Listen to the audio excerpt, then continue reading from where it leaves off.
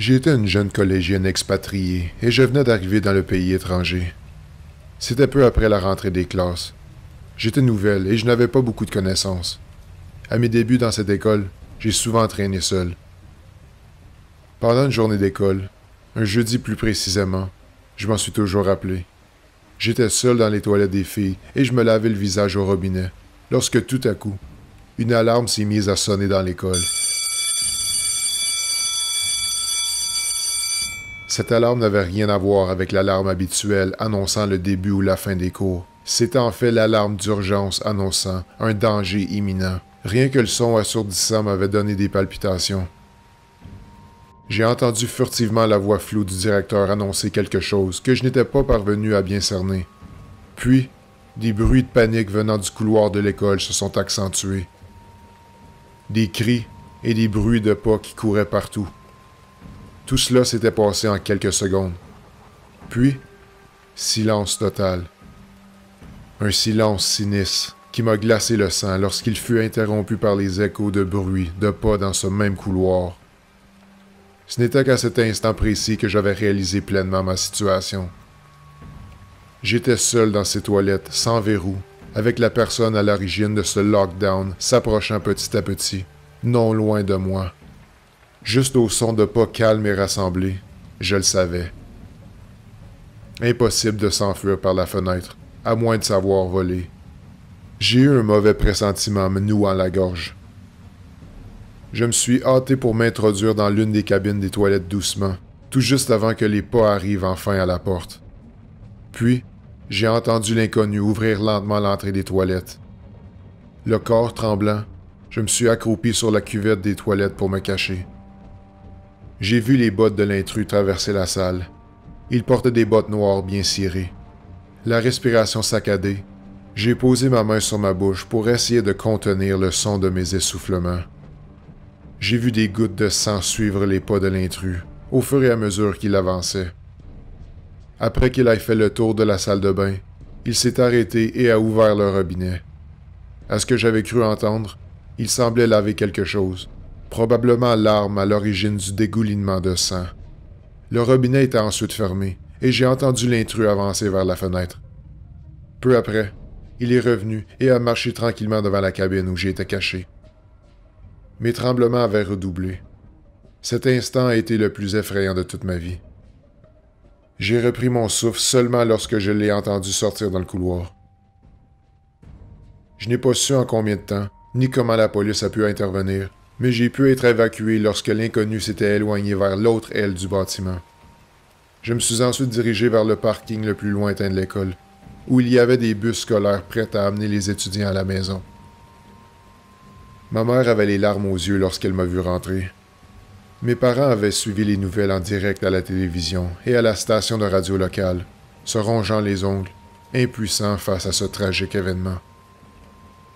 Après l'événement, l'école est restée fermée pendant 2 semaines pour laisser tomber la poussière et permettre aux agents de faire une enquête approfondie. Une seule personne a été atteinte par l'intrus, elle qui a subi plusieurs coups de couteau à la jambe.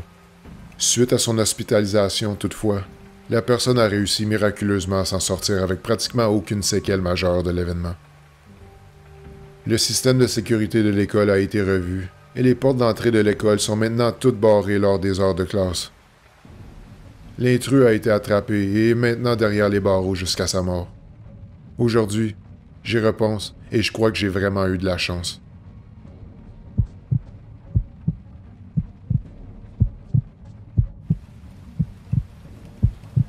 Souvent dans une école, on le voit. Un étudiant ou une étudiante qui n'a pas beaucoup d'amis. Mon lycée à l'époque n'avait pas fait exception à la présence de ce genre d'individus. Quand on est adolescent, la solitude est toujours mal perçue chez les autres.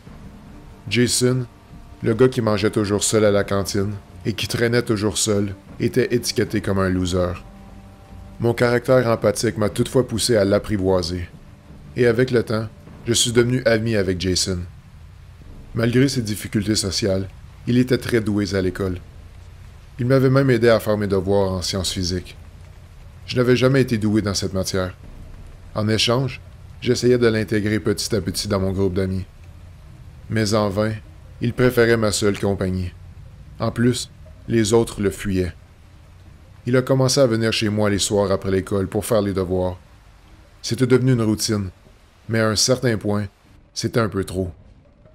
Il était devenu trop présent, que c'en était même devenu gênant et trop intrusif au goût de ma mère. Un soir, alors que j'étudiais au bureau dans ma chambre, j'ai sursauté lorsque j'ai entendu des frappes à ma fenêtre. Effrayé, mais intrigué, j'ai dirigé mon regard vers l'origine de ce tapage.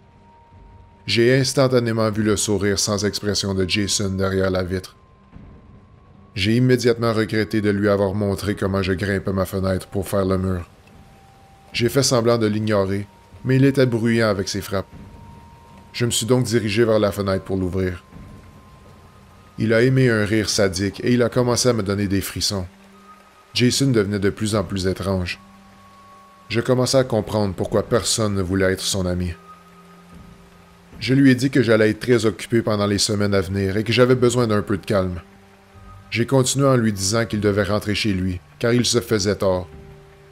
Son sourire a alors quitté son visage et son regard, affichant un mélange de souffrance et de mépris. Je crois qu'il avait compris que je voulais me débarrasser de lui. Il est reparti de là où il était arrivé, et son dernier regard m'a un peu noué la gorge. Mais j'ai resté ferme. Je devais faire ce qu'il fallait. Le lendemain, Jason n'était pas venu au lycée. Son absence ne m'a inspiré rien de rassurant. Il ne ratait jamais l'école, même quand il avait le rhume. J'étais en plein cours de langue étrangère, quand tout à coup, 2 coups de feu successifs ont perturbé la classe. Mon intuition, aussi fou que cela puisse paraître, m'a tout de suite murmuré l'origine de ces coups. Un silence d'ange régnait dans la salle. La peur s'est instantanément lue dans les yeux de mes camarades de classe. Notre professeur avait essayé de garder son calme, mais sa voix vibrante nous disant de rester couché au sol trahissait sa panique. Rapidement, elle avait fermé les fenêtres de notre salle et verrouillé la porte d'entrée de l'intérieur. Soudainement, des coups agressifs ont frappé la porte. Je sentais les gouttes de sueur me couler sur le front.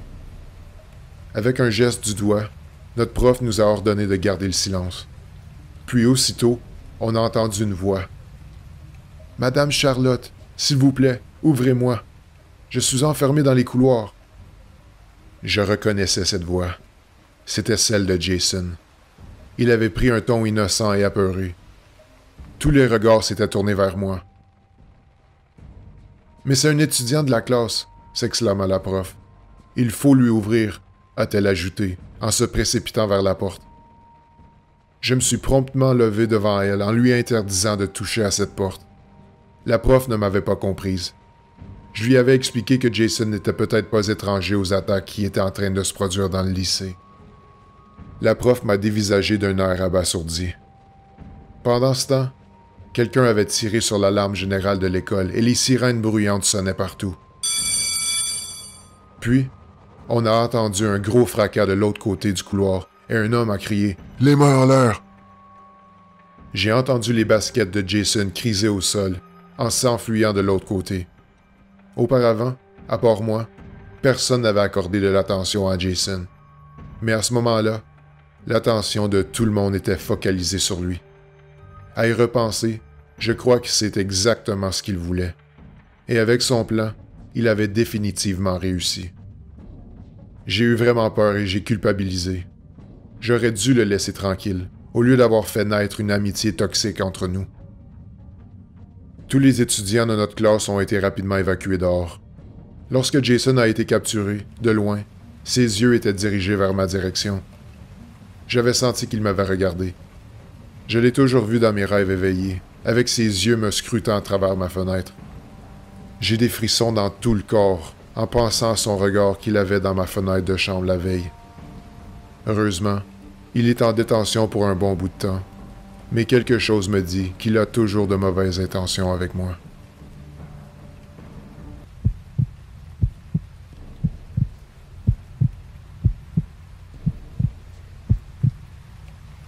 J'étais proviseur dans un lycée. Nous étions en rupture d'enseignants et je venais tout juste d'engager une nouvelle prof par téléphone la semaine d'avant. Je ne l'avais jamais vue en vrai, mais elle semblait très sympa au téléphone et il était évident qu'elle était compétente pour le poste. Lundi matin, elle s'est présentée à l'avance à mon bureau et je lui ai fait visiter la classe. Toutefois, elle semblait un peu secouée, nerveuse même. Aussi, elle semblait pas du tout avoir le même ton de voix que par téléphone. Par contre, j'en ai pas fait de cas pour autant. Les voix tendent à être différentes au téléphone versus en vrai, et de toute évidence, nous avions absolument besoin d'un prof. Ce n'est qu'en répondant à l'appel téléphonique transmis par ma secrétaire, plus tard ce matin-là, que j'ai découvert que quelque chose d'anormal se passait. Une personne s'identifiant comme étant la nouvelle professeure m'a dit qu'elle s'excusait de ne pas pouvoir se présenter cette journée-là et qu'elle avait une urgence de dernière minute. Confuse et intriguée, je lui ai alors remercié d'avoir envoyé une remplaçante à sa place pour la journée, référant à la femme précédente. Après un instant de silence, la femme au bout du téléphone m'a affirmé qu'elle n'avait en fait pas trouvé de remplaçante et que c'était la raison pourquoi elle m'appelait aujourd'hui. Le téléphone m'était instantanément échappé des mains. Je venais de comprendre. J'ai laissé une fausse prof de maths se balader dans l'école et approcher mes étudiants. Je me suis alors immédiatement précipité vers la salle de classe en question. À mon arrivée, la porte était fermée à clé. La petite fenêtre de la porte était également recouverte d'une feuille de papier. J'étais alors incapable de voir de l'autre côté. 1000 scénarios se sont défilés dans mon esprit. C'est alors que j'ai frappé à la porte, mais aucune réponse. « Ouvrez cette porte, s'il vous plaît, c'est le proviseur. » Une voix étouffée m'a répondu.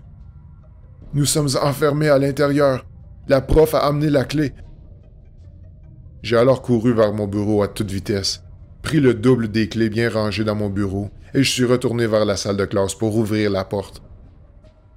Quand j'ai ouvert, tout le monde était figé sur place, l'air perdu. Une étudiante m'a raconté ce qui s'était produit. La prof, au début du cours, a prié à tout le monde d'éteindre et de ranger les smartphones dans un panier devant son bureau pour le bon déroulement du cours. Puis, la prof était partie avec un étudiant, lui expliquant qu'il était convoqué chez le proviseur. J'ai failli m'évanouir sur place. Je venais de réaliser qu'un étudiant venait tout juste d'être kidnappé dans mon lycée. J'ai immédiatement déclenché une alerte générale. J'ai demandé à tout le monde de rester bien enfermé sagement à l'intérieur des salles, avec la porte verrouillée. J'ai appelé la police et j'ai vu le gardien au portail assommé sur place. Les jambes en coton, j'ai senti la peur et la crainte en moi. La peur de tout perdre et la disparition d'un étudiant sur la conscience. Tout ce que j'avais pu faire après, c'était d'attendre l'intervention de la police, écouter les insultes du père furieux de l'enfant. J'étais en fait très confuse de la situation. La photo sur le CV de la vraie prof de maths ressemblait en fait à la kidnappeuse en question, qui apparemment était déguisée. Il s'est avéré après l'enquête que les deux femmes en question étaient chacune dans le coup, et le but de l'enlèvement était une histoire de règlement de compte pour de la drogue avec le père de la victime kidnappée. Heureusement, l'enfant a été retrouvé sain et sauf peu de temps après l'alerte générale et les deux femmes ont été arrêtées pour leurs actes. Suite aux événements, j'ai malheureusement été recalé de mon poste de proviseur dû à mon manque de vigilance. Toutefois, je me suis dit qu'il valait mieux cela que d'avoir la vie de quelqu'un sur la conscience.